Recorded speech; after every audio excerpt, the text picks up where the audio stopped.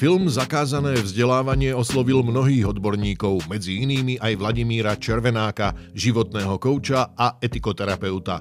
Veľmi som sa potešil, tá emócia bola predovšetkým radosť, že niečo existuje vo svete, niečo podobné, čo ja tiež znútra cítim a považujem za dôležité a čo nakoniec aj učím už dlhú dobu, dospelých predovšetkým.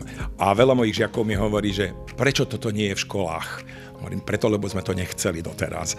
Takže snáď teraz nastáva tá doba, keď si uvedomíme, ako je to veľmi dôležité, ako je veľmi dôležité učiť deti vnímať aj svoje pocity a cítenie, ako je dôležité vnímať sa ako súčasť celku, ako je dôležitý súcit a samotné navnímanie citu. Dneska žijeme v obrovskom zmetení hodnot.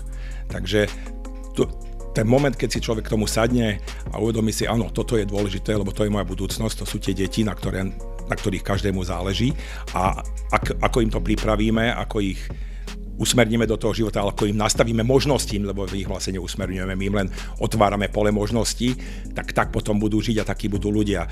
Dneska žijeme v dobe zmätku v hodnotách. Nápomocný môže byť tento film predovšetkým v tom, že nás smeruje k všímavosti a k láskavosti.